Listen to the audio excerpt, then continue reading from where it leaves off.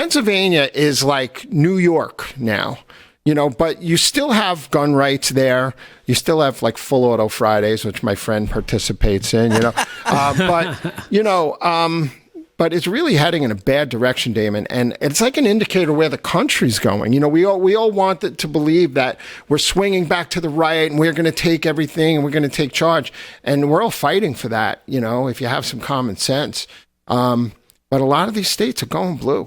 And so it's not just about the presidential, Senate, and House races, but you got to look at the local governments too. It's not a pretty scenario. Democrats have more money than the Republicans. They got the machine. They got the unions. They got the doctors. They got the lawyers. They got the AFL-CIO. They've got a lot. So we have to work extra hard.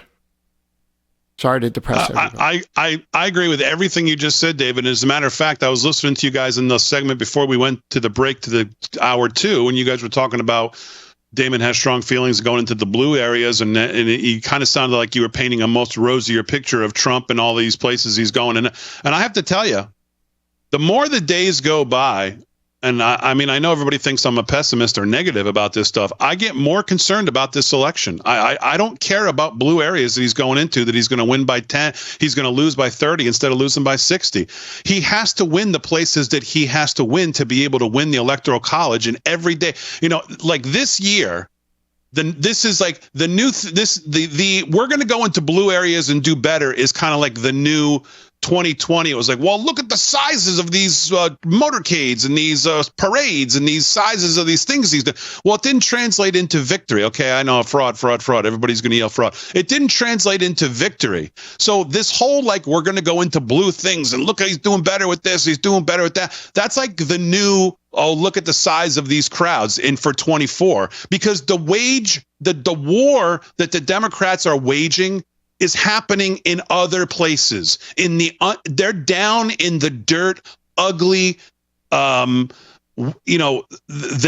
fighting the fight with brass knuckles in the places where we're not even down there yet. I think it's very we're not important. even down there yet. We're certainly not wearing brass knuckles. We have Steve Bannon, by the way, today and yesterday has been spot on, but for my taste, not even strong enough.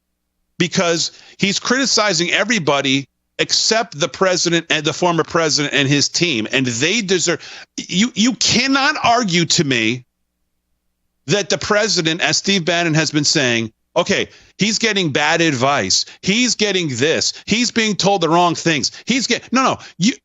You cannot be the alpha in the room when you want to. You cannot be the guy. You cannot be the decision maker on all these other times. He's the man. He listens, but the decision is his. He makes the decisions. He decides who he's going to support. He's the guy. He's the big alpha. You don't tell him. He tells you. He takes control of every room.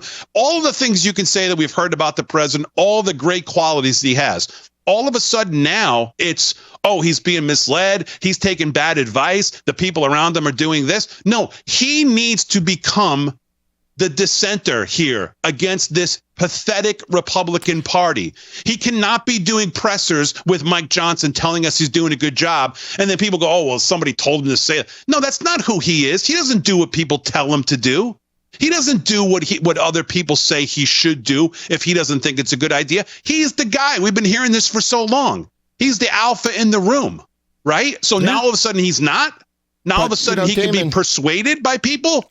He needs to be the guy again. He needs to be the dissenter. He needs to come out on these issues. He needs to come out and say Mike Johnson stinks. He's doing a terrible job and he needs to go. We can't be blaming other people around Trump for the situation we're in. He needs to go with his gut again. He's got to do what he did in 2016, where everybody said, don't do this because that's a loser. Don't talk about immigration. That's a loser. And he said, you know what? You guys are wrong. And he proved it. I think him going into Democratic strongholds in the inner cities, regardless of the state he's going in, is a winner for him. I think that part of it he has to do because there's going to be a little bit of a sea change nationwide among the black vote. People see that he cares and he wants to give people their independence and freedom and get out of the chains of the Democratic Party. Yep. So that way, I think it's important. Yeah. But again, we can't take it for granted. I agree. I don't disagree, David, that there could be some change in the numbers. It's not enough to swing. It's not enough for him to get to 280. The road to 280 for him does not go through making some advances in New York and LA. It just doesn't. It's not about them. It's not about that, though. It's about getting those other voting blocks. And that's why, again, I'll disagree with you on this, because you might see that as a waste of time. And some people see it as a problem. It's like, why are you going to go, when you're 30 points down there?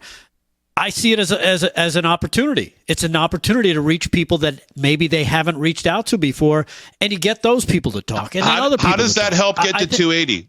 Where help get to 280? That's the only thing that matters. I think it's the ripple effect, and especially when you announced it last night. He's within 10 points in New York. In New York, 10 points. It can help in. It can help in Milwaukee. It can help in Detroit. It can help in Atlanta. Yeah, and Colorado and Nevada. When you start seeing New York being that close, you got to expect at least. Guys, you got to win states, not areas. What state does he get electoral votes from?